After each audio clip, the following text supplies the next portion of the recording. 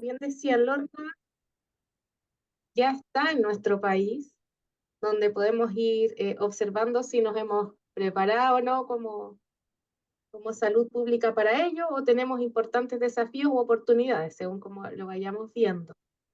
Tengo una presentación, la voy a compartir después que terminemos, para que ustedes también la puedan mirar o repasar, si quieren.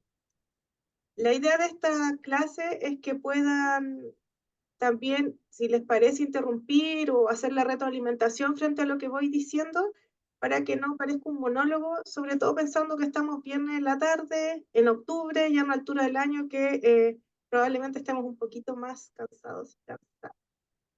Entonces voy a compartir ahora una presentación. Como les decía, yo no los voy a ver todo el rato, entonces me pueden ir interrumpiendo. Denme un segundito para que no me pille la tecnología. Y ahora vamos a partir. Listo. Justo se me perdió la presentación. Espera.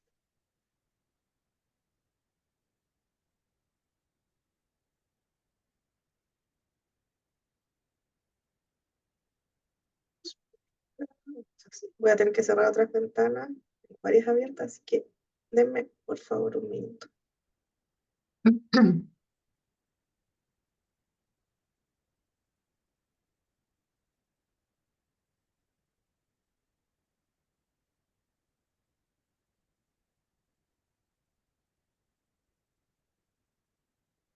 Ahí sí.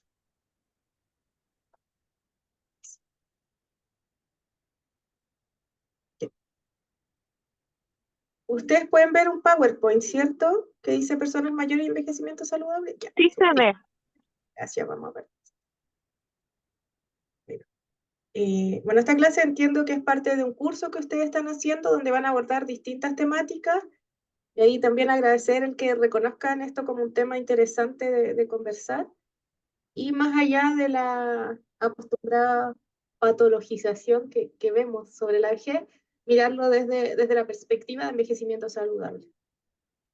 Antes de partir con la teoría o la conversación, les voy a pedir si pueden con su celular escanear este código QR, nos va a llevar una pregunta.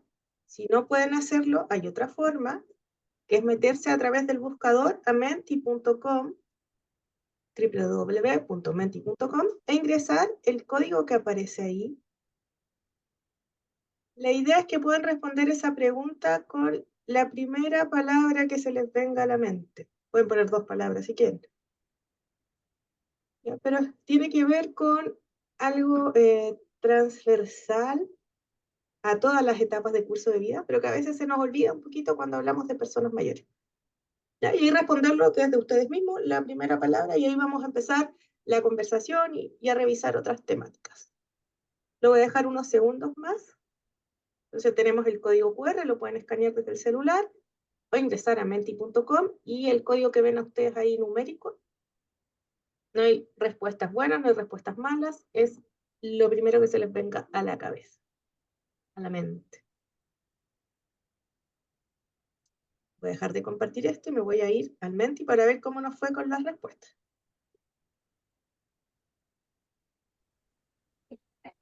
Pues, aquí. Déjame mute. Ahora debieran poder ver el Menti. Hay una latencia pequeñita de tiempo. Entonces van apareciendo varias palabras, la que tiene más frecuencia, se ha repetido al menos un par de veces. Es la palabra de tranquilidad. Ya aparece tener nietos, hay un proyecto de vida de familia también, ¿cierto? La armonía, como otra palabra, vuelve a aparecer la temática de familia, entendiendo que hay distintos formatos de familia. Vivir en el sur, creo que ese es un sueño de varios. Viajar también, vuelve a aparecer, cuidar a mis nietos, estabilidad, viajar. Este ejercicio y la propuesta de esto, de poder conversar un poquito cuáles son los proyectos que tengo para mi vejez, como yo les contaba, tiene relación con el proyecto de vida que está presente en todas las etapas del curso de vida. y que también debiera relacionarse con lo que hacemos en salud pública, con la planificación de cuidados. No necesariamente la planificación de cuidados estoy pensando en una cama o en una persona tan a corto plazo, sino cómo vamos proyectando nuestra continuidad del cuidado y en este traspaso de una etapa de curso de vida a otro, en estas interfaces, donde pareciera, voy a admitir a todos, Lorna, yo veo que alguien quiere entrar y lo admito nomás, ya, porque no sé No te qué. preocupes, yo me hago Ya, cargo de bueno, eso. Tranquila, yo me encargo. muchas veces pareciera que nos empezamos a preocupar en salud pública, mi experiencia en atención primaria principalmente, a los 65 años. ¿Ya? Porque ahí nos empezamos a preguntar cómo está la capacidad funcional, si la persona mayor tiene o no un problema de movilidad, si tiene o no tiene redes de apoyo. Entonces, ahí la primera reflexión tiene que ver con el enfoque de curso de vida y cómo pudiéramos hablar de prepararnos para la vejez desde las primeras etapas. Y acá las palabras que ustedes mismos han puesto, te invito a recordarlas a lo largo de esta presentación, reconociendo que la vejez es heterogénea, es la primera característica, que existe un fuerte estigma hacia la vejez asociado a las determinantes sociales, ustedes saben, macropolítica, otros determinantes más intermedios, pero algunos determinantes que son más transversales en la vejez, que son los de cultura y valores. La cultura y valor que cada sociedad le da a este proceso de envejecimiento y le da a las personas mayores. Lamentablemente en nuestra sociedad y en particular en nuestro país se ve mayor desmedro el ser persona mayor.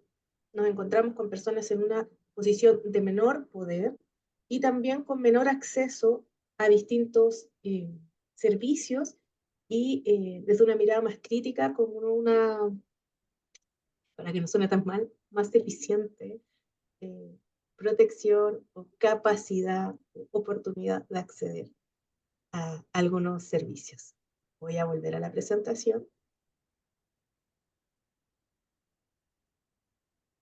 Agradezco a todos quienes se sumaron a esta reflexión y vamos avanzando. Pensé, al principio tuve que editar esta presentación porque dije mucho gráfico un viernes en la tarde, no es buena idea. Reconocer que algo que ustedes han visto, ¿cierto? La pirámide poblacional, que estamos en una etapa de transición demográfica avanzada, que son datos ciertos. Acá, la comparación entre distintas regiones que vemos en el gráfico a la izquierda nos muestra en particular cómo la curva de envejecimiento tiene un pronunciamiento mayor, que es la punteadita en rojo, en América Latina y el Caribe. En particular en nuestro país esta inflexión es mucho mayor. ¿Qué quiere decir esto en términos más directos o más concretos? Los países están envejecidos, ¿cierto? Países europeos, países también del área oriental, han tenido un mayor tiempo para sufrir estas etapas o estos cambios de etapa demográfica. En nuestro país, en tanto, han sido cambios más acelerados. Y ahí, como les decía al comienzo, podremos ver si nos habremos preparado o no de forma eficaz, efectiva y eficiente para este envejecimiento. El otro fenómeno que vemos en el gráfico de la derecha tiene que ver con la representatividad de la población de mayor edad, de 80 años y más, que esta línea que está en rojo acá abajo, dentro del total de personas mayores. Entonces, además del envejecimiento acelerado, donde decimos sí, hay más personas mayores, nos preparamos o no nos preparamos, dentro del grupo de personas mayores hay un porcentaje importante de personas de más edad. Este fenómeno de vejez, del envejecimiento o envejecimiento de la vejez, no es menos frecuente que nos encontremos hoy día con personas mayores cuidando a otras personas mayores. Anteriormente habría sido el cónyuge, ¿cierto? La pareja, pero hoy día tenemos a padres mayores, nos hemos encontrado con personas de 100, 90 años cuidando a hijos mayores, eh, o u otros fenómenos donde vemos que se requieren cuidados de largo plazo y ahí nos quedamos un poquito frustrados porque no tenemos esa respuesta a nivel país tan óptima como quisiéramos. Bueno, acá está la representación ya en nuestra región, más cerca de nuestro país, donde podemos ver el porcentaje de población de personas mayores en Chile, en Uruguay, porque acá en Costa Rica quizás son los países más envejecidos de la región. Esto puede darse por una serie de factores que ustedes ya conocen y ya me imagino han revisado. La mayor esperanza de vida, hemos tenido avances sociales, económicos, sanitarios, el descenso de la natalidad.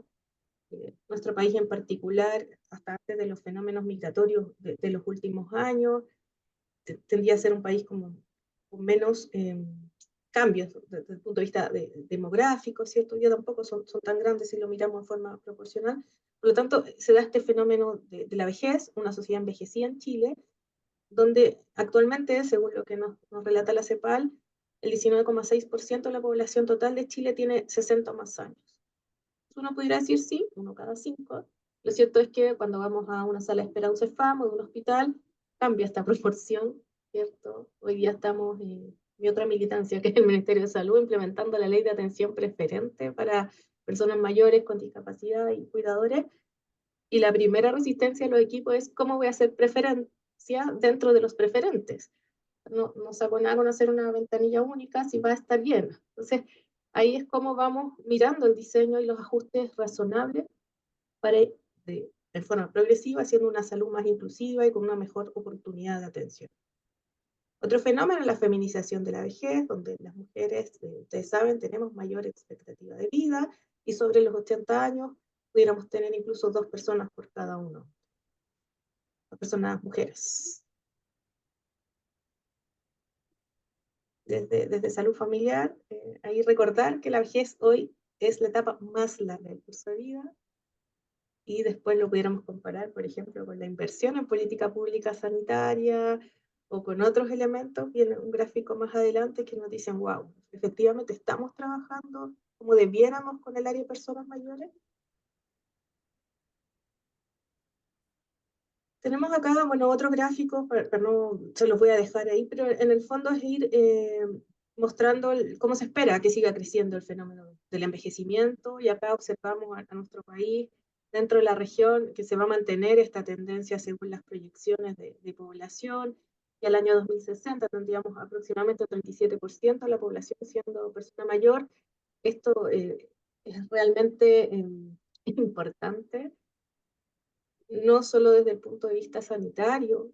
Vamos a ver el índice de dependencia posteriormente, vamos a tener mucha mayor cantidad de personas mayores que personas laboralmente activas, lo que debe ser mirado desde el punto de vista de la construcción y diseño política. Este otro gráfico que vemos acá abajito a la derecha nos muestra además las diferencias que hay entre territorios urbanos y rurales, donde también observamos actualmente que no tenemos un diseño diferenciado de las estrategias de salud pública para estas poblaciones rurales. Ustedes lo ven, me imagino, quienes se han vinculado en territorios de estas características, que son las personas mayores quienes se van quedando en esas comunas. Comunas a veces con dispersión geográfica, con menor acceso a servicios. Nos encontramos con personas mayores que se quedan cuidando a su ganado o sus terrenos, y lamentablemente el equipo de salud es a veces quien les toca encontrarlos fallecidos o en otras situaciones, no a todas las personas mayores, un grupo de abandono que resulta triste y se transforma en una desolación finalmente. Hemos estado haciendo otras revisiones respecto a diseño diferenciado para población rural y no hemos encontrado. Entonces acá es otra atención que quisiera poner cuando hablemos de salud pública, respecto a las necesidades diversas, heterogeneidad de la población de personas mayores, pero también otro concepto que es muy importante, que es la identidad, y el cómo desde salud nos vinculamos con la identidad y la historia de vida de las personas mayores, versus este diseño estándar o esta aplicación de pautas tan estandarizadas cuando hablamos de valoración integral. Bueno, y acá lo que hablamos hace un ratito es un estudio de las principales capitales, un estudio más de datos, donde en nuestro país, el Gran Santiago, la capital, ¿cierto? De acuerdo a los censos, tenía un porcentaje de personas mayores, una relación de dependencia en la vejez que compara la población mayor con la población activa laboralmente. Este índice va a ir cambiando, va a ir transitando en forma abismante en los próximos años. La CEPAL hace ahí algunas proyecciones que sería importante ver, lo mismo que el índice de envejecimiento. En pocos años vamos a tener muchas más personas mayores que niños. Bueno, acá está lo que yo les mostraba un poquito, no me acompaña mucho en lo que quería destacar, pero la población de 60 años y más al 2044, esta es otra proyección, debiera superar el tercio o debiera alcanzar el tercio de la población. La que viene.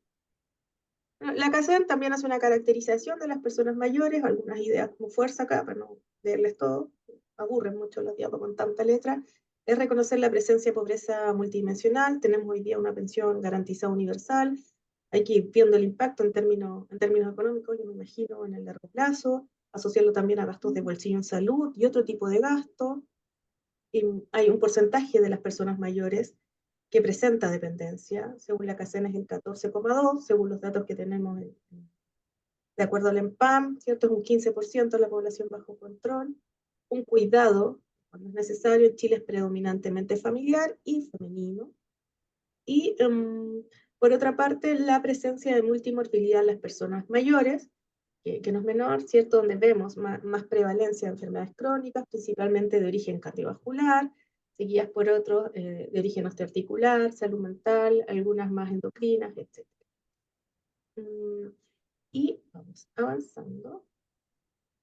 Este es un resultado, un trabajo que se hizo entre Senama y el Ministerio de Salud con Laboratorio de Gobierno, que nos permitió objetivar algunos datos que todos conversamos, todos los que hemos atendido a personas mayores. Se hizo un trabajo con distintos servicios y también con personas mayores y se analizó la ruta que seguían las personas mayores entre los distintos servicios, qué sé yo, cuando tenían que ser derivados, por ejemplo, del Centro de Salud Familiar o desde el SECOF o la posta al Departamento de Acción Social del municipio en busca de una ayuda, o al revés, cuando desde el Departamento de Acción Social se observaba que tenía una necesidad sanitaria y se derivaba a la persona mayor a salud y se acompañó en el viaje usuario. Y ahí se logró objetivar, como yo les digo, algunos temas que no teníamos documentados. Lo primero es la desarticulación de los servicios, eso lo hablamos, ¿cierto? Esta burocratización, pero también esto, como hablamos en chileno, o en buen chileno, o mal chileno, este pimponeo o peloteo de las personas, como vaya ya, yo creo que lo pueden ayudar, pero no esta derivación como coordinada, concreta y efectiva. La invisibilidad de las personas mayores, sobre todo cuando hay dependencia, donde los servicios no tienen claro quiénes son, dónde están y qué requieren. Y la desorientación de las personas mayores, sobre todo las dependientes, respecto a qué servicios hay en la red y cómo acceder a ellos. Entonces, cuando hablamos de envejecimiento saludable, que vamos a revisar posteriormente el marco más conceptual, es importante recordar que en Chile mayormente hay una desintegración entre los servicios sociales y sanitarios. Tenemos diferentes instrumentos de valoración. Hoy día en salud una persona mayor puede ser categorizada como autovalente no dependiente, y en un servicio de Senama, un centro diurno, por ejemplo, la misma persona, ser categorizada como dependiente. Ahora uno podría decir, son distintas categorizaciones, distintos instrumentos, esto no representa mayor problema, pero el hecho es que esa misma persona pudiera estar accediendo a diferente oferta, siendo sobreintervenida en desmedro de otra persona que pudiera estar necesitando uno de esos servicios, y aparte con una intervención que no busque o no sea tan efectiva respecto al cuidado que requiere esa persona. La atención se centra en los servicios, es decir, actuamos parceladamente, cada uno centrado en su tarea, en su programa, en su parcela, y existe esta dificultad en el tránsito de las personas mayores entre servicios sociales y servicios sanitarios. Bueno, los principales lineamientos de cómo abordar el envejecimiento vienen hace bastante tiempo, pero ya en 2015 hay un hito importante, la OMS acuña este concepto de capacidad funcional. Es decir, no vamos a hablar de salud en personas mayores solo mirando la compensación de condiciones crónicas, vamos a hablar de capacidad funcional. Los sistemas se deben alejar de este modelo estrictamente curativo. No quiere decir que no vayamos a prestar asistencia de salud, pero tenemos que salir de esta caja. Los cuidados deben ser integrales, reconociendo la multidimensionalidad existente en cada sujeto, pero también como esas dimensiones inciden entre sí y la atención debe ser centrada en la persona, que suena muy bonito, ¿cierto? Ahora, cuando estamos trabajando, por ejemplo, capacitación de equipos en toma de decisiones compartidas o educación por el autocuidado, nos damos cuenta que todavía nos faltan algunos elementos por desarrollar. Como habrán observado en el documento, o lo pueden observar después del documento que se les envió, la ONU, a través de los Objetivos de Desarrollo Sostenible, reconoce a la población de personas mayores como una población más frágil, entre comillas, o más vulnerable frente a ciertos eventos, y las nomina explícitamente en dos objetivos que tienen que ver con salud y bienestar en todas las edades y con reducir la desigualdad. Existe, por otra parte, ya vamos en la tercera columna, una Convención Interamericana de Protección de los Derechos Humanos de las Personas, donde Chile dice, ok, voy a ratificar esta convención en el año 2017 a través del decreto número 162, y desde ahí esperamos que se generen algunos cambios ya políticos que nos permitan dar más estructura y más exigibilidad, no sé si es la palabra, o obligatoriedad frente a la respuesta que tenemos que tener como Estado o como servicios públicos para las personas mayores. Y acá hay un reconocimiento de nombre o de cambio de palabra cuando hablamos de persona mayor en vez de adulto mayor, para algunos más semántica que para otras, pero lo que buscamos en este reconocimiento, se busca reconocer la identidad que ya habíamos visto, la dignidad inherente a cada persona, que se ha visto que es menos reconocida en personas mayores, la independencia y la autonomía como esta capacidad de decidir, para que las personas mayores tengan los espacios para poder acceder, ¿cierto?, a una salud de calidad, a seguridad social, a una integración y a una participación en todas las esferas de la sociedad. Y la década del envejecimiento saludable de la ONU, que también está en conjunto con la OMS, ya nos dice el cómo debiéramos ir avanzando al hablar de personas mayores. Y lo primero que aborda es el edadismo, esta discriminación por edad o este estigma por edad, que lamentablemente lo vemos en salud muy fuertemente. Se están realizando algunas investigaciones al respecto, y les voy complementando con ejemplos para no hacer esto tan aburrido. Hemos hecho algunos trabajos con equipos donde les preguntamos, hacemos algunas preguntas y los equipos responden sí o no, yo creo esto o lo otro. Entonces son frases u oraciones donde, por ejemplo, ponemos las personas mayores son dependientes, no necesitan asistencia de otros. Y nos sorprende que muchos dicen sí, incluso la mayoría dice sí. La gran parte de las personas mayores sí o sí requieren asistencia de terceros. Después preguntamos, o afirmamos, las personas mayores no disfrutan de su sexualidad. Y nos encontramos a veces con que gran parte de ese curso, ese grupo intervenido, dice, efectivamente, las personas mayores no tienen vida sexual. Y así, sucesivamente. O no existe capacidad de aprender en las personas mayores. Y son más los que levantan la mano afirmando que esa frase o esa oración es cierta. Nos encontramos también con trabajo a veces con edades, con comunidades de menor edad, por ejemplo, jóvenes de tercer medio, y se hace la pregunta de cuántos ven, lo voy a decir de nuevo, un buen chileno con buenos ojos envejecer, y son muy pocos los que dicen sí, yo veo con muy buenos ojos la vejez a la que pudiera llegar. Y eso tiene relación también con la propia experiencia, como observa que envejecen las personas en su comunidad. Bueno, entonces, edadismo es un tema a abordar que requiere la participación de las personas mayores. Ya ellos son los expertos por experiencia. Quien sabe mejor cómo se siente frente a una atención de salud es una persona mayor. Por lo tanto, los cambios locales y también generales o centrales que se debieran producir para abordar el edadismo, sí o sí tienen que considerar a las personas mayores desde el inicio. Se propone también que las comunidades fomenten las capacidades de las personas mayores, y acá lo pueden haber escuchado, este concepto de ciudades amigables, o que la comunidad sea un facilitador más que una barrera del envejecimiento saludable. Se reconoce también a la atención primaria, y volvemos a aparecer, ofreciendo atención integrada, centrada en la persona y de acuerdo a las necesidades de los mayores. Y la última que ven acá es algo que a quienes trabajamos con personas mayores nos duele, nos preocupa, nos complica, nos frustra también, tiene que ver con los cuidados de largo plazo. De aquellas personas que requieran asistencia, que como veíamos es un pequeño porcentaje, pero que requieran cuidados en forma permanente. Y son cuidados no solo sanitarios, sino a veces hay temas de techo, de vivienda, los puedan recibir. Y ahí vemos que de los más de 1.300 establecimientos de larga estadía que hay en el país, actualmente menos de 50 son públicos, donde no hay plazas, etcétera, para poder derivar. hay listas de espera, lo saben ustedes también en el concepto de camas sociosanitarias. Entonces, cuidados de largo plazo, tenemos ahí algunas expectativas con el compromiso de la actual administración de implementar un sistema nacional de cuidados. Con toda esta intro, yo no estoy viendo el chat, así que si alguien quiere opinar, por favor, hable, no hay problema. Ya le pido que me avisen cuando ya me queden más o menos 10 minutos para poder cerrar y no aburrirles tanto. El envejecimiento saludable, que es la clase que tenemos que hacer hoy día, es un proceso. ¿Cuándo inicia? Hay quienes pensamos que inicia desde etapas muy iniciales de la vida. Hay otros que dicen que desde los 21, 25 años uno empieza a envejecer, otros desde los 40.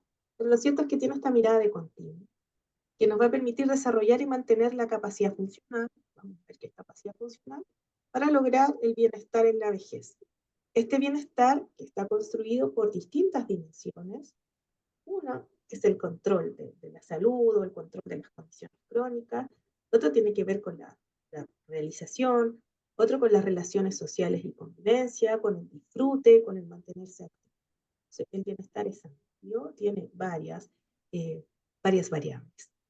El concepto de capacidad funcional, y acá se dejo descrito, corresponde a aquellos atributos propios de la salud que van a permitir a la persona ser y hacer lo que la persona valora. ¿Ya? Entonces, por lo tanto, la capacidad funcional es persona dependiente, aun cuando uno pudiera medirla, pero vamos a tener personas, o vamos a encontrarnos con personas mayores que aspiran, como ustedes lo veían ahí, a poder viajar. Otros que quieren una capacidad funcional o para, mencionaban, cuidar a sus nietos, descansar, para estar en armonía. Entonces siempre lo estamos relacionando al proyecto de vida de cada una de las personas mayores. Y acá en estos cuadritos vamos a ver los elementos que componen la capacidad funcional. El primero es capacidad de satisfacer las necesidades básicas propias. Hemos hecho también esta pregunta cuando hablamos de mitos y realidades en personas mayores, y ponemos frases así como: las necesidades básicas de las personas mayores son distintas a otras etapas de curso de vida. Y nos dicen sí. Y ahí, o sea, todos necesitamos alimentación, cierto acceso a servicios, relaciones interpersonales favorables. Entonces, las necesidades básicas van siendo las mismas en todas las etapas. Quizás la forma de lograrlas son distintas, pero no estamos hablando de un ser humano con necesidades básicas tan diferentes. También debiera estar, para hablar de una capacidad funcional que nos permita ser y hacer lo que queremos, la capacidad de aprender. Independiente de la edad, independiente de la edad. Desarrollarse y tomar decisiones. Y aquí nos encontramos con una de las primeras temas a abordar en salud, lo comentaba hace un ratito, que es la autonomía. Proveer los espacios para que la persona pueda decidir. Y acá todavía tenemos mucho que desarrollar, pensando, por ejemplo, en personas con deterioro cognitivo, pensando, por ejemplo, en personas con una dismovilidad avanzada, donde muchas veces asumimos que no es capaz la persona de tomar decisiones porque no puede moverse, o en personas con algún trastorno de la comunicación. Entonces nos falta ahí todavía para ir haciendo esos ajustes, con capacidad de moverse, de entablar y mantener relaciones y de contribuir a la sociedad. Sentirme útil. Y acá recordando que estamos también hablando de una etapa en que se ha estudiado este concepto de trascendencia, como cuál es mi legado o cómo quiero terminar mi vida. Bueno, la esperanza de vida y la esperanza de vida saludable son dos conceptos distintos, ustedes ya lo han visto, y hay una brecha importante, y desde el 2019 y con pandemia también se incrementó esta brecha. Quiere decir, ok, puedo vivir muchos años, pero ¿cuántos de estos años son vividos en forma saludable? Y vemos diferencias también entre hombres y mujeres. Y acá vamos a ver cómo ha ido cambiando el concepto de capacidad funcional asociada a personas mayores. La capacidad funcional es el principal indicador de salud en personas mayores. Y aquí vamos a ver cómo se construye este esquema. Este esquema por lo menos a mí me gusta mucho para explicar. Pueden haber otros más bonitos. Pero si pensamos en esta capacidad intrínseca, serían las capacidades físicas, mentales y psicológicas que yo como persona poseo, que vivo en un entorno que sería este cuadrado celeste más grande, Y la capacidad funcional va a estar dada por la relación o la vinculación entre esta capacidad intrínseca y mi entorno. Por lo tanto, podemos centrarnos mucho en trabajar fuerza, mucho en trabajar capacidad cognitiva, pero si el entorno no es favorable y no contribuye a un envejecimiento saludable, no vamos a tener los mejores resultados. De esta forma, pudiéramos tener dos personas mayores de similar edad o la misma edad, con las mismas, inventemos ya, con las mismas condiciones crónicas, el mismo nivel de compensación, prácticamente gemelos desde cómo los miremos. Pero es muy distinto, y eso ustedes lo saben, y más en nuestro país, con tanta desigualdad entre los territorios, según el lugar donde viva, según los servicios a los que tenga acceso, según la familia donde viva, según el CESPAM donde se atiende. Y acá están las recomendaciones de cómo debiera irse actuando, tanto en el sistema de salud, los cuidados de largo plazo y los entornos, según la capacidad funcional que presenten las personas mayores. Y aquí vamos a ver lo que explicábamos, la capacidad intrínseca sería esta curvita con puntitos, la capacidad funcional, la curva continua, y los entornos propicios, ¿cierto? Podrían hacer incluso una persona con una capacidad intrínseca más disminuida, no perdiera tanto o no disminuyera tanto su capacidad funcional. Y aquí van algunas recomendaciones, como prevenir y detectar las enfermedades crónicas. Empezamos a mirar el tiro, cómo estamos haciendo nuestro examen de medicina preventivo, cómo se pueden invertir, o en el fondo las pérdidas de las capacidades intrínsecas son modificables, qué tanto acceso tenemos hoy día a servicios de rehabilitación, y ahí nos vamos a mirar listas de espera y otros, cómo se pueden ir gestionando distintas situaciones, y hablamos acá también de otros cuidados de largo plazo, garantizar una vejez digna, apoyar los comportamientos que mejoran la capacidad, el autocuidado, el automanejo. Y acá yo los invito a, bueno, es algo que hemos conversado con algunos equipos y otros investigadores, a que habitualmente cuando hablamos de autocuidado es como pensar que la persona tenga las herramientas para cuidarse él o ella, pero es un autocuidado que debiese ser entendido en un contexto social. Y lo vimos fuertemente en pandemia. Personas mayores autovalentes, que quizás su trayectoria de capacidad funcional hubiese estado mucho más mantenida por el solo hecho de aislarse. Usted sabe que fue la población que más se tuvo que aislar. De la televisión todo el día le decía, si usted sale, están más riesgo, etcétera, con servicios que no necesariamente nos pudimos adaptar, no pudimos llegar y no pudimos hacer un trabajo continuo porque estábamos concentrados en otra cosa, no es una crítica. Las personas que hubieran tenido quizás una trayectoria de capacidad funcional así, nos tocó ir a verlas desde atención primaria después a un establecimiento de larga estadía. Por el hecho de estar aislado, de perder la conexión con servicios, pero sobre todo por este tema de la conexión social que se ha visto hoy día, que es crítico en personas mayores respecto a esta mantención de capacidad funcional. Y acá están los entornos, vamos a mirarlo así muy fríamente, uno pudiera pensar en el entorno físico, ¿cierto? De algo que nos sale mucho en los diagnósticos participativos, las veredas.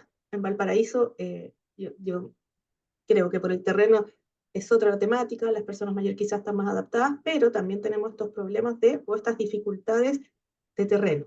Pero eso no es solo el entorno, ¿ya? Hay temas de accesibilidad física, accesibilidad comunicacional, hay comportamientos de los servicios y de las mismas personas mayores que pueden promover o estancar la capacidad funcional. Y acá en la base está lo que hablábamos, de poder cambiar nuestra forma de pensar, sentir y actuar ante la edad y el envejecimiento.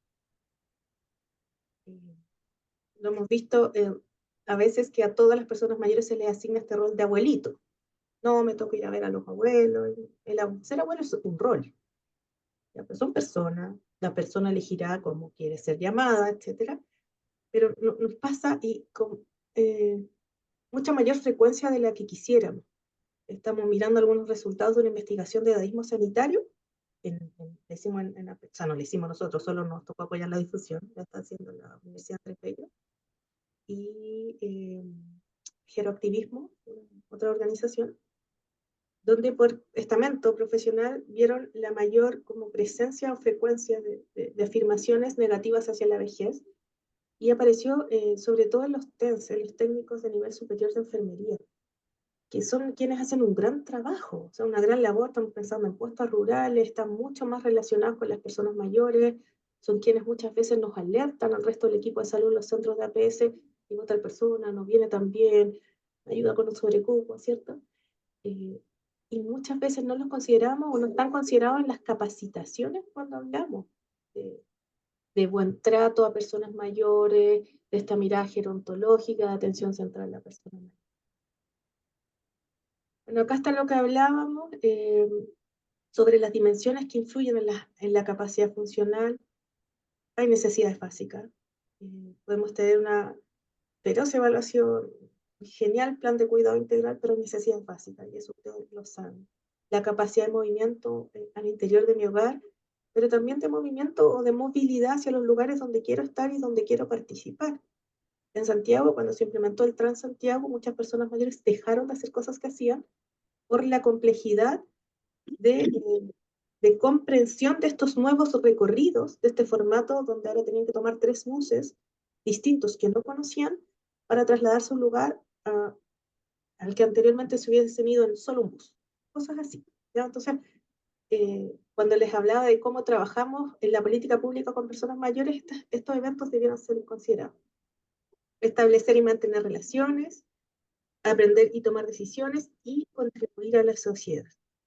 La misma OMS miró, y esto es lo que les contaba también anteriormente, sobre la asistencia para el desarrollo destinado a la salud. Acá hay una asistencia internacional, o cómo estamos mirando o apoyando a los países de la región para desarrollar la salud por etapa de curso de vida, más bien acá por rango etario, comparado con carga de morbilidad.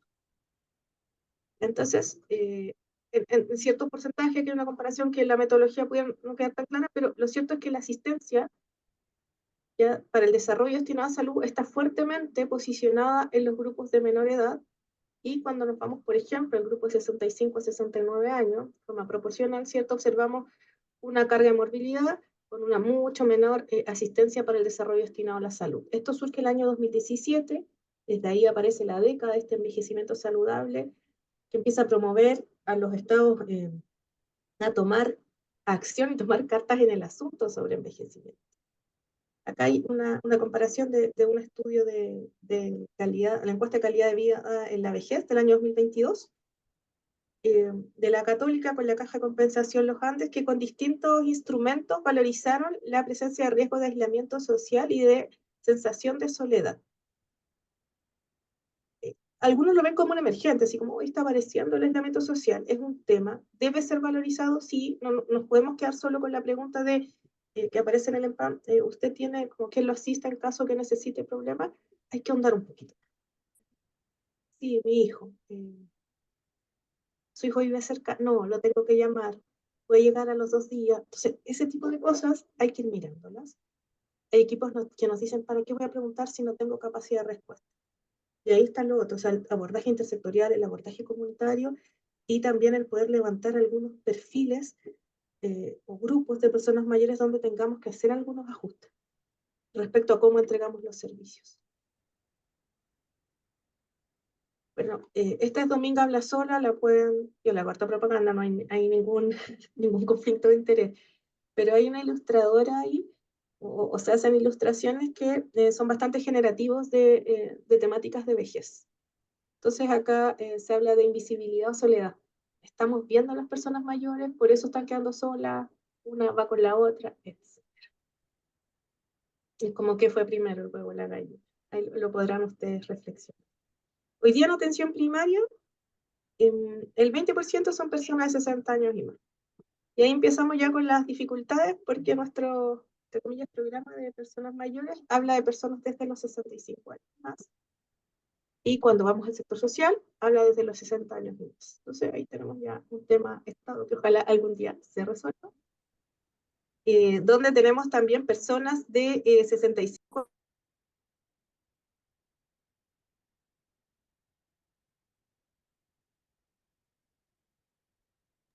que alcanzan disculpen, apagué el micrófono, acá está, bueno, que superan los 2 millones de personas, donde la población evaluada por EMPAM, que es menos del 50%, tiene un 85% de autovalencia.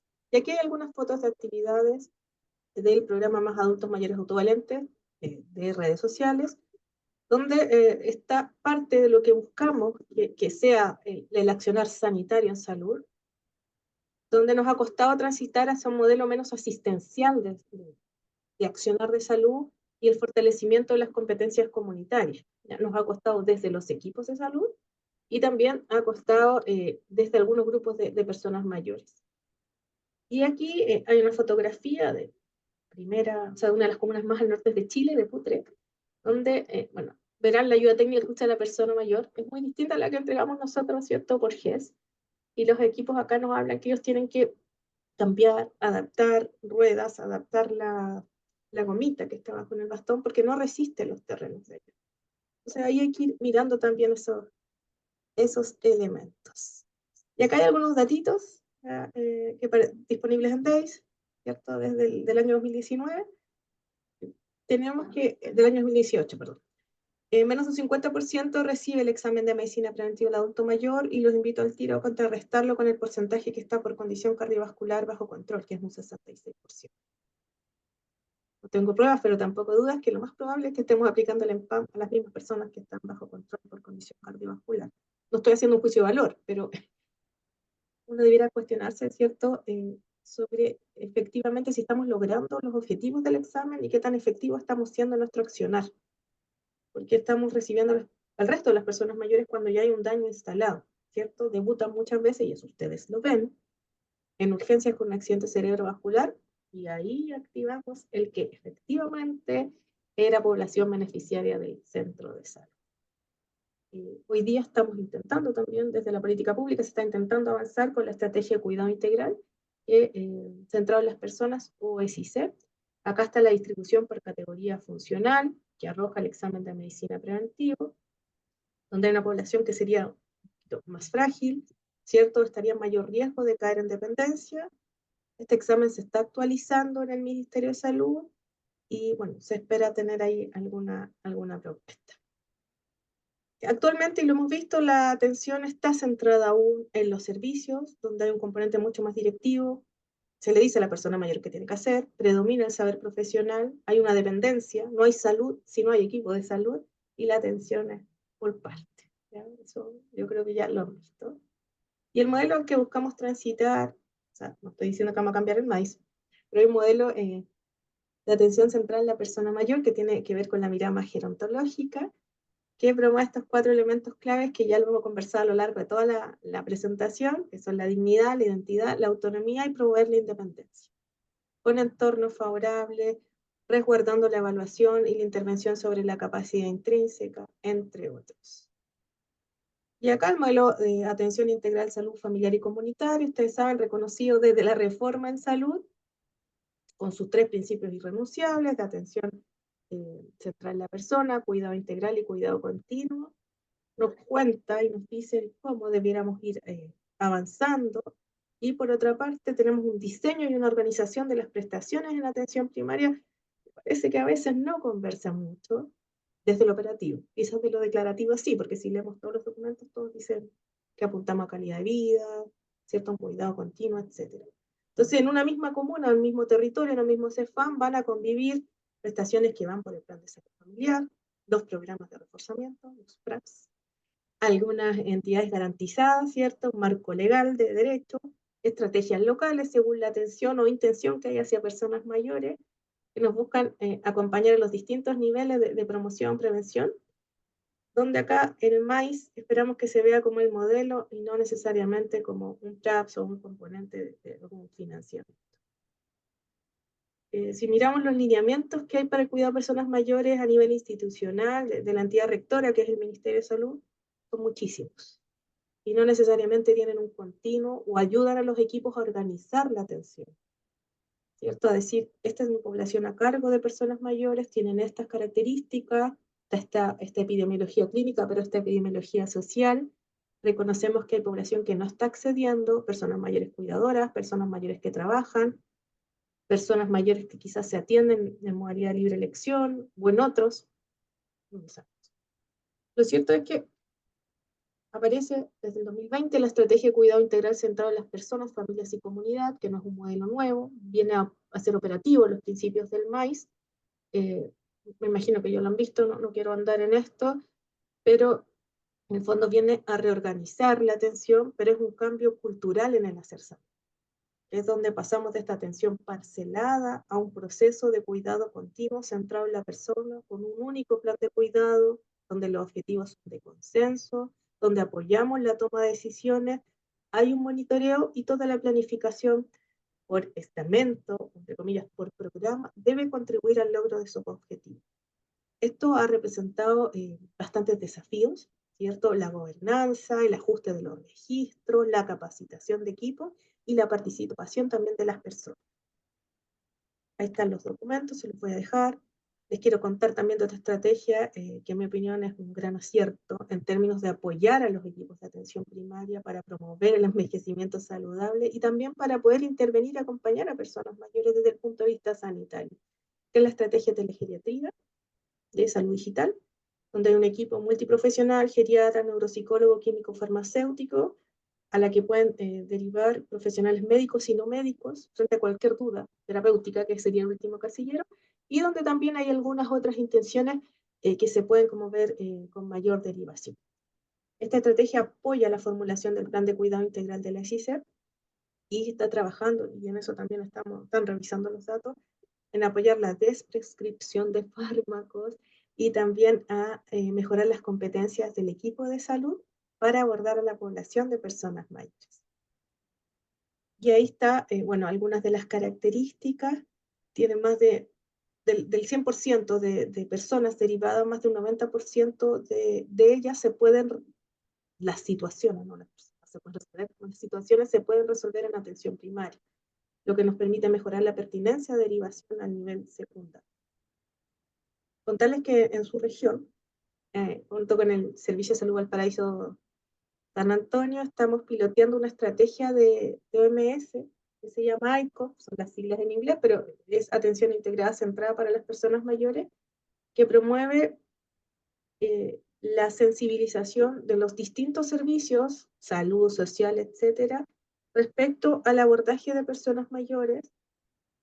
Propone capacitar a algunos equipos de estos distintos servicios respecto a la pesquisa, no diagnóstico, de algunas situaciones que pudieran acarrear problemáticas en capacidad funcional, y de ahí arma una red, ¿ya? ¿Qué es lo que les quiero contar? Entonces hay una encuesta muy sencilla que puedo hacer yo como, por ejemplo, técnico de la Oficina de Personas Mayores de la Videco de un municipio, donde aplico una encuesta, y según las respuestas, derivo al sector salud, que conozco, con el que armé un vínculo, etc. ¿Quién va a poder evaluar con un profesional capacitado, o podría evaluar con un profesional capacitado a la persona, y generar un plan de cuidado integral, muy de la mano en lo que está planteando la estrategia de cuidado integral centrado en la persona, donde además se genera un inventario de la oferta intersectorial, que es a mi juicio es el gran aporte que nos ha permitido este pilotaje. Pudimos en comunas presentar equipos de APS con equipos de centros diurnos que trabajaban a cuadras, interviniendo en la misma población que no se conocían. Pudimos también, por ejemplo, poner en la misma mesa de trabajo a equipos de universidades, a equipos de si no me equivoco, Oficina de Asistencia Judicial, y fueron apareciendo respuestas a ciertas fechas que Salud percibía. Entre ellas la asistencia por fonoaudiólogo. Tuvimos que evaluar cómo en esa comuna se daba respuesta a problemáticas de salud auditiva o también visual, y aparecieron ahí las universidades. Entonces Salud decía, no, es que no tenemos fonoaudiólogo, y aparecía la universidad, oye, yo tengo horas disponibles bajo este formato, tienen que derivar así o así. Tenemos un problema para este otro. Por ejemplo, Salud a veces decía, frente a problemáticas de vivienda y de adaptación, rampas, barras, no tenemos respuesta. Y aparecía la CEPLA de una comuna diciendo, oye, pero nosotros tenemos unos fondos para un proyecto, y era como, wow, es cosa de conocernos, armar la red, sabiendo que tenemos limitación de recursos, pero que podemos optimizarlos, y podemos también optimizar el tránsito de las personas mayores, que como miramos al principio, tienden a volverse invisibles, ¿cierto?, a desorientadas y a estar frente a servicios desarticulados. Va absolutamente de la mano de lo que plantea el MAIS, por eso nosotros también bueno, acá me volví a camisetear con el MinSal, pero lo estamos trabajando y lo estamos mirando. Ahora, la vuelta que está dando OMS a esto es que la idea es que este plan de cuidado, donde evalúas capacidad cognitiva, síndromes psicológicos, capacidad locomotriz, sensorial, necesidad de apoyo a los cuidadores, que el plan no se transforme en una serie de 20 derivaciones. Es como nos estaba resultando también. Entonces, hablo de una evaluación integral, pero el abordaje integral no es integral, es muy desintegral. Entonces, ahí donde estamos mirando cómo la respuesta de los servicios es un poquito más multimodal, y es ahí donde debiéramos quizás darle una vuelta. Nos pasa experiencia en atención primaria, salas de rehabilitación versus la intervención de la persona con demencia para estimulación cognitiva en otro lugar, un terapeuta ocupacional que estaba también acá. Entonces, si la persona estaba por una artrosis de rodilla en un lugar, tenía que estar acá, después ir a la otra sesión al otro lado, y así sucesivamente. Entonces, hay otros conceptos de intervención multimodal que después podremos seguir conversando. Este es mi diseño, yo no estudié para ser diseñadora, pero está hecho con harto cariño, ¿ya? Bueno, recordar acá el rol de los gobiernos locales. Hay municipios que tienen mucho más intencionado el formato de trabajo respecto a envejecimiento y que propician que estas mesas de trabajo funcionen, mesas de trabajo de personas mayores, donde se logran armar estos esquemas de articulación sociosanitaria, y otros que no, y otros donde salud le toca muchas veces movilizar estos. Entonces, si pudiéramos al menos tener estos catastros o inventarios de oferta de personas mayores, construir en conjunto los formatos de derivación, pudiera ser un avance o una propuesta de mejoramiento en primera escala para el cuidado integral de personas mayores. Y hoy día acá, como la estrategia de cuidado integral también nos permite, dentro de las líneas de acción que plantea, este abordaje intersectorial y abordaje de ciertas poblaciones específicas con la promoción transversal del autocuidado. Ya para ir finalizando, contarles que está en trámite hace varios años una ley integral de las personas mayores y de promoción del envejecimiento digno, activo y saludable, que busca fortalecer el rol del Servicio Nacional del Adulto Mayor y que esperamos también nos permita a todos quienes somos como muy motivados por esta causa, mejorar la disponibilidad tanto en el diseño como en la implementación de políticas públicas para personas mayores, pero con una participación vinculante o más activa de las personas mayores. Es una mirada menos asistencialista. Y acá el gran desafío es cómo las distintas estrategias, y acá está la CICEP transversal de salud, conversan con los programas o estrategias sociales que hayan en cada localidad. Eso nosotros lo hemos visto dentro de algunos procesos de investigación como una necesidad. Recordarles también la ley de atención preferente, tremendo desafío en que está hoy día la red en general. Esta ley es para todos los establecimientos de salud, que nos ha permitido, permite volver a mirar el cuidado de salud de personas mayores desde otra forma. Esto no busca solo ser un rompefilas, sino que tiene bajo su alero el trato digno, la accesibilidad física y la accesibilidad comunicacional. Entonces eso implica mirar la salud inclusiva si nos centramos en algo más que elaborar los protocolos que den cuenta de la implementación. Me quedan 2 láminas, así que el último respiro de paciencia.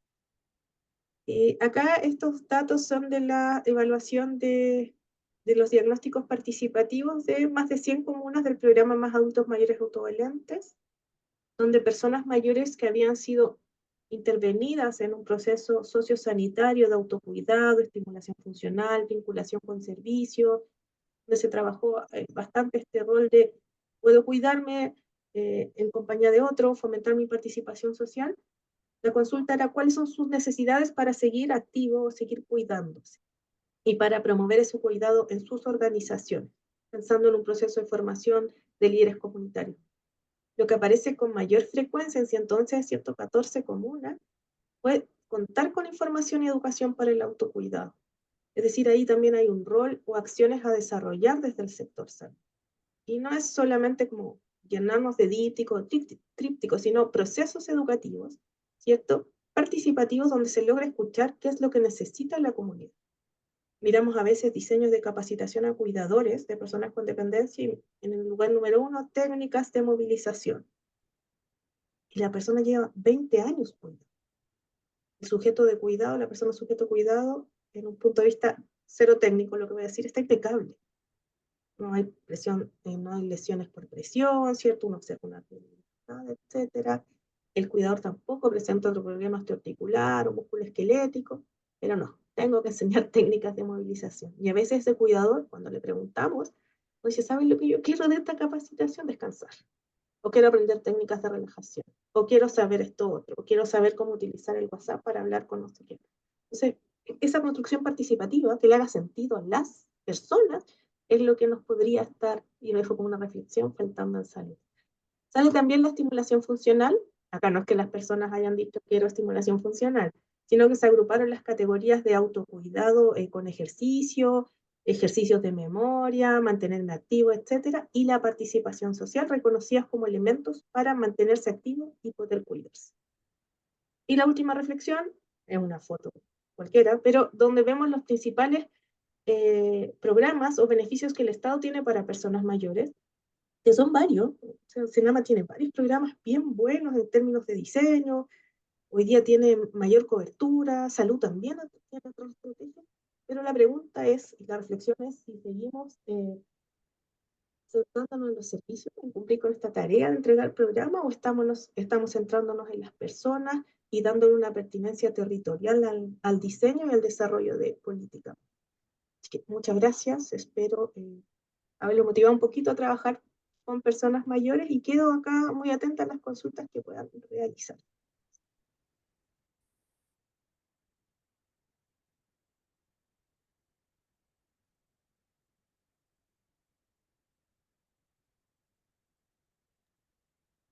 Gracias, Nanette, por la presentación. Excelente. Yo no veo que hayan preguntas en el chat. No sé si alguien quiere ahora abrir su micrófono y preguntar o escribir.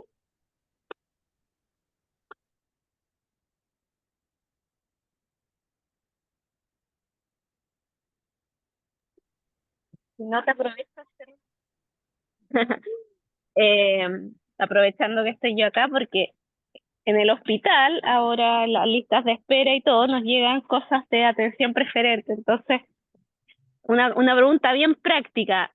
Nos preguntábamos, ¿hay preferencia dentro de los preferentes? O sea, a mayor edad, mayor preferencia o no, es para todos parejos, en lo práctico, digamos. Y mira, el reglamento de atención preferente no plantea la preferencia dentro de la preferencia, pero sabiendo la demanda y la capacidad de oferta que ustedes van a tener dentro del protocolo, que es lo que exige la ley, ustedes podrían poner cómo van a ordenar la preferencia. Eso también lo considera la superintendencia a la hora de mirar, a la hora de evaluar los protocolos. Entonces, el protocolo de cada centro es el que les permite hacer ese orden.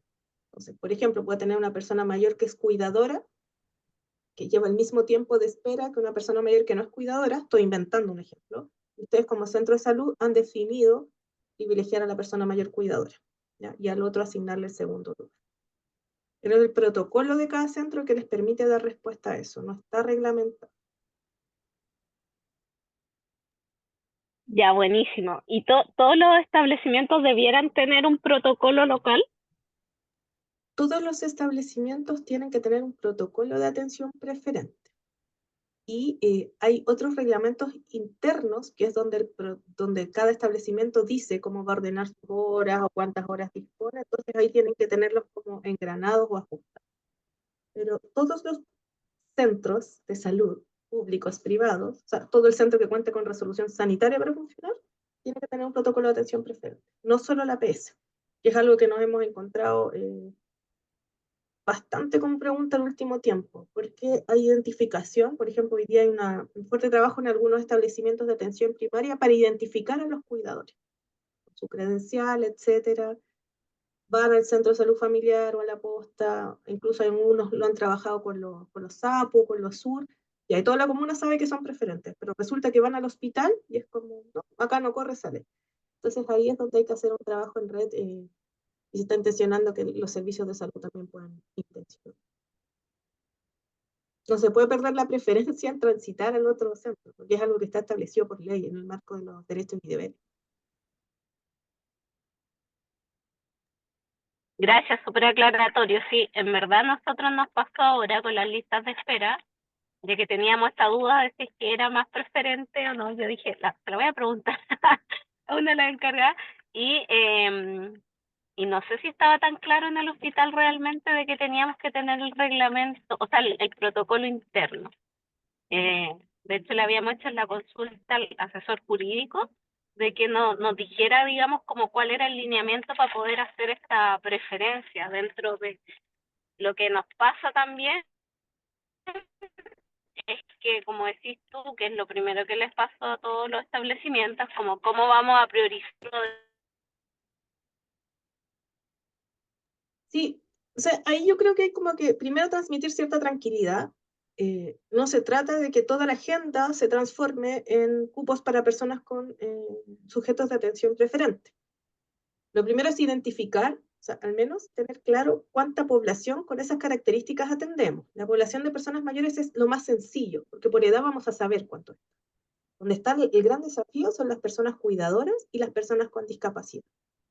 Ahí nos ha tocado preguntarle a los centros, como no sé dónde están. Los cuidadores un poquito más los de dependencia severa, pero de personas con dependencia leve y moderado, ni idea. Ahí hay otro trabajo hoy día con la plataforma RCD Estipendio, porque me voy a otro lado, donde todos tienen que registrar los cuidadores y las personas con dependencia y las personas con discapacidad también. Sabemos que no trabajamos con bases de datos integrados.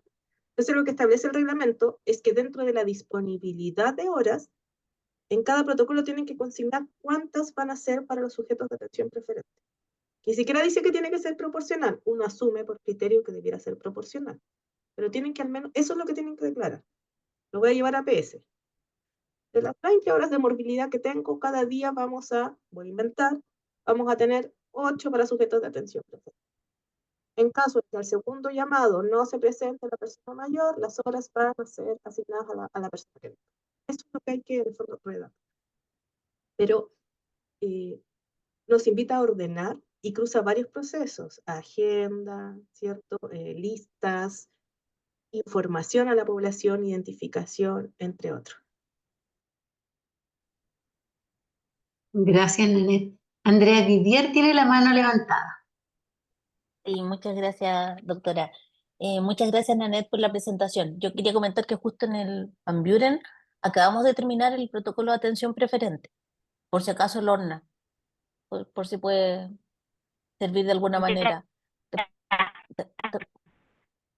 Se te escucha mal, Lornita. Se te entiende.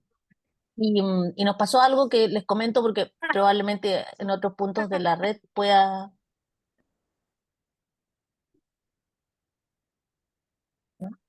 No, se muteó, no. pueda ocurrir. Y es que nosotros trabajamos con todas las unidades de atención abierta, que son varias en el Van Buren, ¿no es cierto? El CAE, pero también es diálisis, oncología, rehabilitación, con cada una buscando. Logramos, por ejemplo, que en la farmacia del Van Buren hubiera una fila de atención preferente versus la fila normal.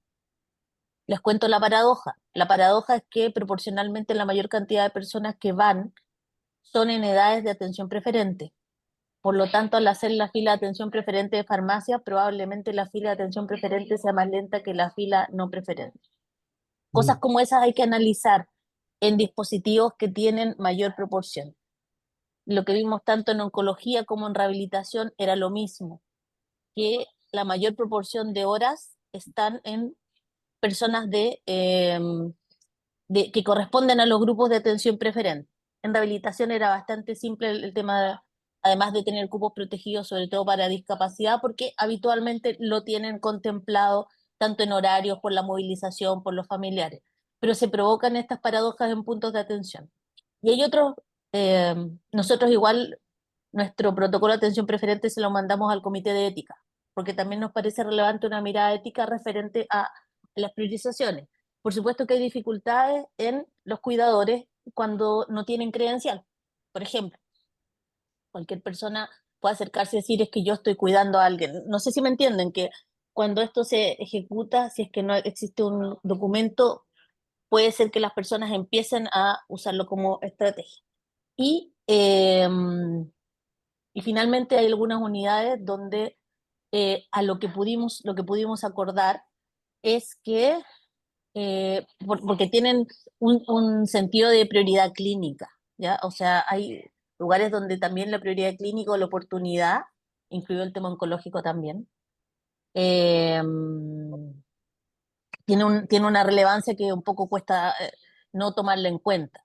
Entonces, en algunos lugares, se, la manera de priorizar esto, sin dejar la prioridad clínica, que es un elemento que no se podía subsanar, era que dentro de personas de la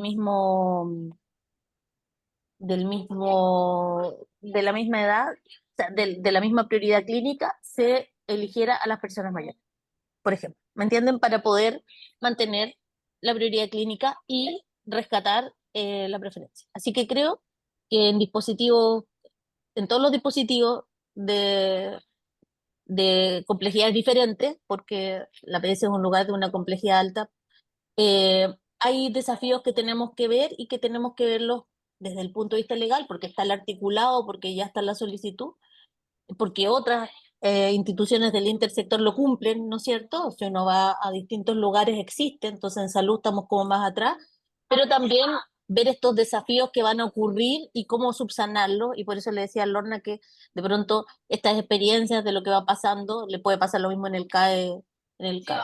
Eso, muchas gracias. Gracias, Andrea. Yo creo que tocaste varios puntos muy, muy relevantes.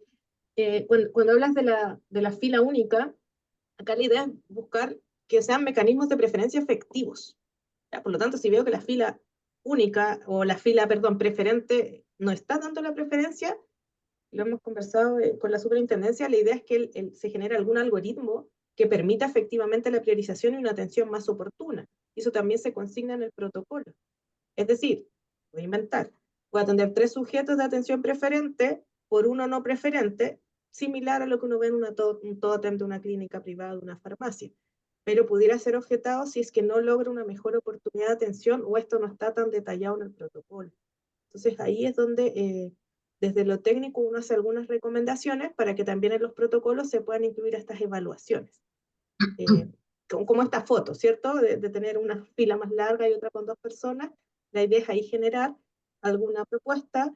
En APS muchas veces se soluciona con estos algoritmos de tantas personas preferentes por tantos no preferentes, o con alguien que cumple esta visión o esta misión de ir mirando cómo está funcionando, sobre todo en los horarios peak que ya han estudiado, y que hace otro proceso de rompefilas. Eso por una parte. Respecto a la acreditación de cuidadores, y acá a nosotros también se nos hizo el reglamento establece alrededor de 5 posibilidades o fuentes desde donde puedan salir los cuidadores. Uno de ellos es el Ministerio de Desarrollo Social a través de la credencial de cuidadores. El resto son programas del Servicio Nacional del Adulto Mayor, de la Red Local de Apoyo y Cuidado, de los mismos centros de APS, de otras entidades, donde a través de un certificado firmado por la institución se puede acreditar, certificado cuyo formato aún no sale en el Ministerio de Salud, e incluso la última letra dice que mediante una declaración jurada uno pudiera decir que es cuidador. Entonces es un tema, ¿ya? Y así como tú dices, Andrea, que pudiera una persona eventualmente falsear esta condición, ahí es donde tenemos que quizás generar algunos otros tipos de mecanismos. Pero donde se abre esta puerta de la declaración jurada, pudiera ser otro grupo de personas. También recordar que es cualquier persona que ejerza esta asistencia en forma temporal o permanente. Y así está el reglamento, más allá de lo que uno pueda pensar. Entonces, una persona mayor con dependencia pudiera tener 4 hijos que lo asisten, uno mucho tiempo, otros 2 días a la semana, también son cuidables. Entonces, ahí es donde vamos a tener que ir mirando y ojalá también recibiendo la retroalimentación de la red frente a estas como situaciones que a ustedes también les parezcan inconsistentes. Y respecto a la priorización clínica versus la priorización por sujetos de atención preferente, hemos tenido esas consultas a la superintendencia, las vamos a abordar en la orientación técnica de atención preferente para centros de atención primaria, pero ahí también nos llevamos algunas sorpresas. Respecto, por ejemplo, a personas que estén cursando una solicitud por GES versus atención preferente, se nos ha indicado que prima atención preferente. Entonces, eso es lo que estamos ahora también trabajando para poder emitirlo en el documento. ¿Ya? Y eso tiene que ver con marcos legales y jurídicos. Eso es lo que les puedo comentar. pero es súper importante que desde la red se puedan levantar estas interrogantes, porque es la única manera de, si es necesario solicitar cambios al reglamento, solicitar otro pronunciamiento, se puedan realizar, cuando desde quienes están implementando. Solo lo que te puedo comentar, Andrea. ¿Estás muteada, Andrea? Así era, si me daban la palabra, gracias. Tengo una duda pequeña, pero que piensen que independiente de que demográficamente tenemos personas mayores en todos los puntos de la red, probablemente hay mayor cantidad de carga en los hospitales versus APS porque se derivan por morbilidades, ¿no es cierto? No están solo los adultos sanos. Entonces, creo que hay una mayor proporción de atención preferente en los puntos hospitalarios que en APS. Pienso, tendría que verificar esto, pero por la lógica. Y a lo que me refiero yo es que eh, esto lo conversamos insisto, con los oncólogos, con una serie, y lo que nos mencionaban es el pronóstico vital. Es un poco distinto en lo traumatológico, que me imagino que puede ser una razón de atención preferente, pero en temas oncológicos, el descartar el criterio clínico de prioridad eventual, más allá de un marco legal, yo creo que va a ser difícil porque también hay un razonamiento clínico detrás que la ley no puede regular de esa manera. Entonces creo que hay que igual buscar mecanismos, pero no se puede en todas las situaciones. Por eso digo que en las situaciones donde llegamos a esta situación de que el criterio clínico no puede estar sobre esto, porque puede significar el riesgo de una persona, llegamos a la conclusión de que teniendo segmentos de criterios clínicos similares, dentro de esos segmentos optar por las poblaciones preferentes. Y por eso también digo que nosotros optamos por traspasarle esta inquietud al comité de ética para resguardar que se estuvieran velando por las distintas cosas, cumpliendo, no sé si el comité de ética va a hacer observaciones a lo que se escribió o no, pero a lo que comento es que pone muchas aristas en juego que hay que tener en cuenta. A eso voy, ¿no es cierto? Y que nosotros estamos seguros que esta es la versión 1 y que van a venir varias versiones porque tenemos que ver si las estrategias que se propusieron dan cuenta de mejora para los usuarios. Si no dan cuenta, tienes que volver atrás y buscar otra manera. El protocolo salió con lo que se puede hacer hoy sin tener recursos humanos, que era una de las cosas más relevantes, que requeríamos orientadores, requeríamos tecnologías para tener filas segmentadas que no se puede tener, entonces con los recursos que hay, para ver posteriormente. Y yo creo que también tiene que haber una inyección de recursos porque es poco viable pensar que sistemas que están súper sobresaturados probablemente puedan a veces mejorar la atención en un rango. A los que no me conocen, yo soy bien optimista, entonces yo iba por todo en el protocolo de atención preferente. Y después también uno tiene que darse cuenta que existen limitaciones. A eso voy, ya, pero versión 1, feliz con eso. Y gracias, Andrea. Yo creo que es un tremendo esfuerzo ponerse de acuerdo para el tema de la atención preferente. Cuando recién partimos, de verdad era mucha resistencia, o sea, la gente de interconsulta, como todos peleando con todo, pero de a poco los equipos han ido como ya, tenemos esta tarea y lo han ido logrando. Cuando yo me refiero a los criterios clínicos, me refiero principalmente a algunas dudas que tuvimos por GES u otro tipo de priorizaciones donde la superintendencia nos dio esa respuesta. Y ahí también sugerirles la asesoría del super o la consulta formal desde el servicio, desde el hospital a la superintendencia, que va a fiscalizar finalmente frente a estos temas tan críticos, que yo como clínico comparto absolutamente que debiera primar el criterio clínico, pero es ahí donde la observación y quien fiscaliza está en manos de otra entidad que es la Superintendencia de Salud. Nosotros en particular tuvimos la consulta frente a tramitación de interconsultas por GES versus por atención preferente. Y ahí la respuesta de la super es que primaba atención preferente. Solo transmito la respuesta, independiente de mi opinión técnica. Sí, respecto a eso, Nenet, me llama un poco la atención porque todo lo que es GES tiene garantías y oportunidades por ley. Entonces, no sé si la atención preferente mata eso en el sentido de que no sería ley, sería un protocolo. En el marco de una ley, que ese es el tema. Entonces, por eso les digo, yo ya no le puedo dar una respuesta como institucional ni desde la entidad rectora, sino como asesor profesional que le ha tocado liderar la implementación Pregunté lo mismo porque en mi juicio también era GES por las garantías de oportunidad, o sea, ni siquiera cuestionando nada más. Eh, pero tuvimos esa respuesta de la super, que ahora tenemos que trabajar para hacerla oficial, porque es una respuesta no menor, y entendiendo que también hay un ordinario del año 2021 que establece otras priorizaciones, como beneficiarios de mejor niñez, de Price y Ballet, y ahora aparece la ley de atención preferente. Entonces los gestores de demanda están ahí como mirando cómo lo hacemos. Y eso nos implica también a nivel institucional articularse de mejor forma. Que no es como ir pegoteando las leyes, sino que tengan un sentido y finalmente que podamos, como decía Andrea, administrar frente a criterios clínicos ciertos procesos de atención. Pero es una noticia en desarrollo absolutamente. O sea, van saliendo cada vez más aristas, el tema de las 72 horas para entregar una hora de interconsulta desde APS, entonces todos esos temas, que no dice quién escribió esto, cómo lo escribieron así, son bastante dificultosos de cumplir, pero se puede, y ahí estamos en desarrollo una actividad más bien de coordinación y articulación con la superintendencia, donde los referentes de atención de cada servicio de salud, eso está instruido por ordinario, un referente de nivel secundario, un referente de nivel primario, tienen que hacer esta contraparte con la superintendencia y les pudieran prestar esta asesoría a ustedes como centros de la red, para que también puedan buscar esa figura, como sugerencia, en ningún caso una. Alfonso Cornejo hace rato escribió algo en el chat. ¿Puedes hacerlo en forma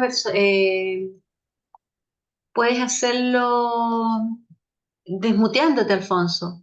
La misma pregunta. Sí, correcto. ¿Se escucha bien? Sí, se escucha bien. Sí, bueno, básicamente en relación a las tecnologías emergentes, estoy intentando compartir un mapa satelital de Valparaíso en donde aparecen las rutas que son saludables para los adultos mayores, ¿m? Para realizar caminatas y actividad física. No logro compartir la imagen, pero yo creo que por ahí está algo enfocado como para diversificarlo un poco más a nivel general. Ujú. Eso. Sí, Ya. gracias, Alfonso. Creo comprender la pregunta.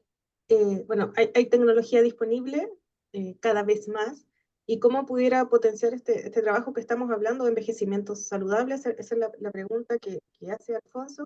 Y además, ¿cómo desde la política pública, en lo más operativo, o con qué barreras o facilitadores nos encontramos? Voy a partir al revés la respuesta. Yo creo que, y ahí esto es muy personal, desde lo más primitivo es la priorización que se da en las políticas públicas para personas mayores. Eso es lo primero. Ya nosotros vemos que tenemos una población envejecida, ¿cierto? La carga de enfermedad y todo este discurso que quienes trabajamos con personas mayores lo repetimos constantemente.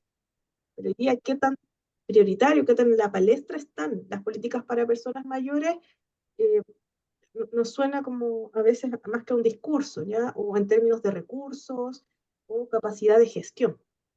O sea, lo comparamos, por ejemplo, con infancia, intentando siempre para nivelar hacia arriba, donde vemos un sistema integrado de Chile Crece, el Ministerio de Desarrollo Social, trabajando con el Ministerio de Salud, o sea, una amplia gama de esfuerzos, y cuando miramos hacia el otro extremo es como vemos un Servicio Nacional del Adulto Mayor que hoy día no tiene una capacidad ni siquiera representativa de las personas mayores, donde la ley esta que yo les mencionaba todavía no se fortalece, y desde el área salud, bueno, ahí ustedes lo miran con mayor o menor crítica o visión positiva, nos preguntamos qué es lo que se está haciendo para personas mayores. ¿Han habido avances? Sí, ¿cierto?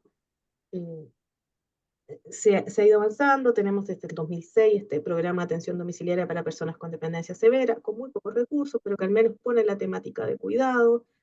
Después va apareciendo el más adulto mayor autovalente en el 2015, después el GES de demencia, y ahí vamos sumando hoy día la ley de atención preferente. Entonces, lo primero yo creo es la priorización y que hay una intención de trabajo real hacia las personas mayores. Es el primer gran desafío que está en manos más de las autoridades que de los técnicos. Luego, ¿cómo estas tecnologías pueden ayudar a las personas mayores? Hay varios temas. Uno, el que tú muy bien mencionas, que tiene que ver con estas rutas más saludables, que serían estos espacios para que las personas puedan transitar y promover la actividad física, la participación social, incluso se pudiera asociar a algunos temas de estimulación cognitiva. Entonces, ahí hay una factibilidad, primero, que los servicios se integren al uso de estas tecnologías. Hoy día muchos de los programas para personas mayores, y eso también lo estamos revisando, piden un levantamiento, un diagnóstico de qué hay en su territorio para las personas mayores. Se hacen en forma desagregada. Lo que antiguamente trabajamos como mapa de red, en un mapa, ¿cierto? Hoy día se puede hacer mediante tecnología. Ahora, ¿cómo le damos dinamismo a esa información y que efectivamente le sirva a quienes toman decisión en los territorios, a quienes participan en la elaboración de planes de cuidado y también a las personas mayores? Es un desafío mayor. Entonces ahí pudiera, y yo no tengo más información si esto se ha estudiado, se pudiera relacionar mi experiencia a través de más adultos mayores autovalentes. Hay posibilidad, una, de integrar a las personas mayores con los servicios mediante un dispositivo celular, básicamente. Pero debiera haber al otro lado este repositorio de información de fácil uso validado con las personas mayores. Ya nos encontramos a veces con plataformas espectaculares, pero que no tienen esta validación comunitaria y se caen. Entonces eso es lo primero. Pudiera, por otra parte, aparte del acceso a servicio, existir este formato de material o entrega de elementos para el autocuidado, pero donde haya una comunicación, una retroalimentación. En Canadá, por ejemplo, tienen como un chatbox, inteligencia artificial, donde las personas mayores mandan consultas y va modificando el chatbox y va integrando nuevas respuestas respecto al autocuidado. Y uno dice, ¿no es una persona hablando al otro lado? No, pero va respondiendo consultas de salud, reforzando consejos genéricos de autocuidado, etc. Son tecnologías que no son caras de implementar. Y hoy día, si uno se fija en su celular, está disponible en gran parte de la población. Y por otra parte, lo que hemos visto, que es bastante aleatorio, pero lo que nos ha servido mucho la tecnología, tiene que ver con lograr esta conexión entre personas mayores que no necesariamente se conocían, fueron a un taller, aprendieron a usar el WhatsApp o el computador y lograron hacer ciertos grupos donde los equipos de APS a veces hacen un monitoreo o mandan como algunas cápsulas de autocuidado, pero las personas se van conectando y también se van haciendo como responsables, eh, como en forma solidaria del cuidado de otros. O sabes que hace tiempo no sabemos de tal persona que nos está viniendo, cómo nos contactamos, cómo podemos hacer. Y la última, bueno, hablar tanto, tiene que ver con los líderes o en los liderazgos comunitarios en salud. Yo creo que ese es otro tema donde las tecnologías pudieran apoyar bastante, pero implica que desde salud también reconozcamos y relevemos ese rol. Hay personas mayores que cuidan a sus comunidades, que pueden transmitir información y que a veces contar con un dispositivo, aprender a usarlos, podrían facilitar mucho más su trabajo. Y ahí el último tema que me quiero referir es que tenemos que ajustar esto para aquellas comunidades que todavía no tienen conectividad en Chile y también reconociendo que hay brechas aún en términos de lectoescritura o alfabetización digital. Entonces se puede generar política con tecnología, pero sin olvidar a la población que se nos va a quedar fuera.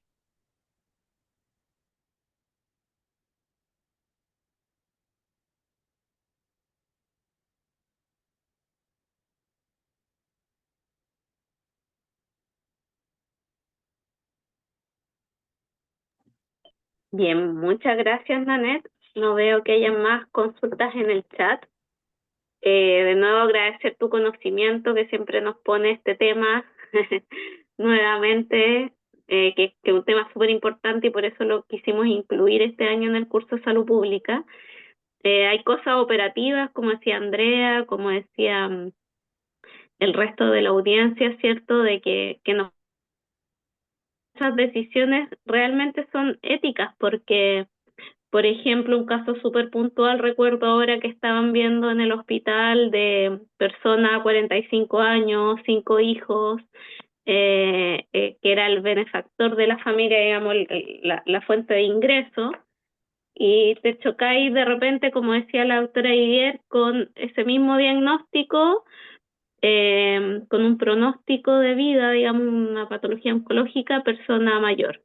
Y tú decís, bueno, ley preferente deberíamos darle al preferente, pero también son conflictos éticos, porque tú decís, bueno, ¿quién tiene mayor esperanza de vida? ¿Cierto? Entonces se cruza esto del buen morir que todos queremos, morir digno, un estado también de cuidado con otros temas sociales importantes. Entonces, finalmente, aquí había un padre de familia que también quería salud, ¿cierto? Entonces, son temas que sin duda se cruzan también con cosas éticas y que son importantes para la reflexión. Yo creo que independiente de nuestras miradas y de las leyes que nos cruzan, siempre finalmente en salud tenemos que tomar esas decisiones clínicas, pero también con una mirada ética y con una mirada de equidad y de justicia social también, que se cruzan sin duda. Así que bueno, no, yo creo que tu clase principalmente nos invitó también a eso, a esa reflexión, así que agradecida con eso. Agradecida también por el mapa que nos mandaron de las rutas saludables, se proyectó, en algún minuto se proyectó el mapa, así que quedó grabado también. Y yo ahora les puse la encuesta de CERNAC que está haciendo en relación a una consulta ciudadana que para personas mayores, para enfocar dónde tienen que estar mirando y qué tienen que estar supervisando, también cuáles son los intereses de los consumidores como de las personas mayores. Se amplió el plazo hasta el 6 de noviembre, así que ahí para que la puedan difundir, para que la puedan contestar, ¿ya? Porque nos pidieron a nosotros que le diéramos difusión, así que aprovecho yo aquí a difundirla también.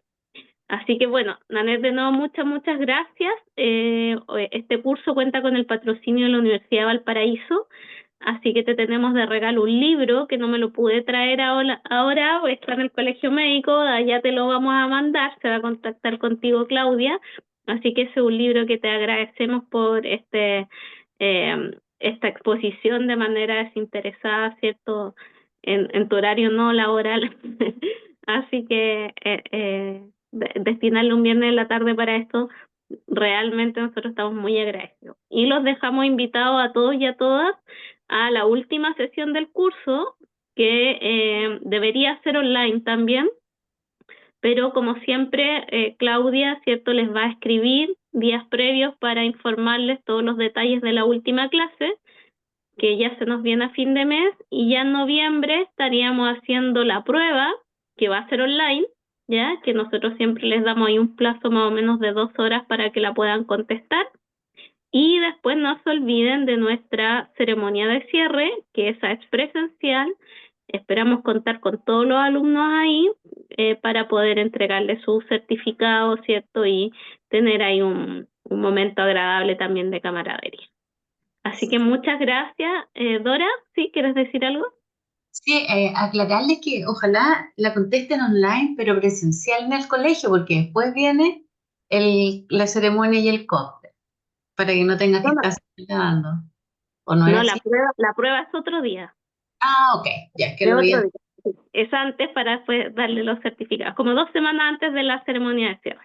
Ahí está en Ah, el calendario, así ya, que le ya. estaremos informando las fechas, ¿ya? Lo que sí puede que ese día viernes tengamos, pero esto no es seguro, el lanzamiento de los cuadernos médicos sociales. No sabemos si va a ser jueves o viernes, no sé si ya tenemos clara la fecha ahora. Jueves, 7, Jueves, el día ya. 7. Ya, entonces un día antes de la prueba. Punto base para el que acuda, ¿no? Exacto, de verdad. Ya, No, así que ahí también le estaremos dando estas invitaciones de las actividades del departamento. Ya, que estén súper bien porque ya hasta mis hijos me llaman. Así que un abrazo y que estén súper, Chao. súper. ya, Chao, Nenet, chao. muchas Estamos gracias. viendo. Que todos los alumnos tengan todo un buen fin de semana. Chao. Muchas gracias, doctora. Chao. Chao, Negrita. Chao. Chao.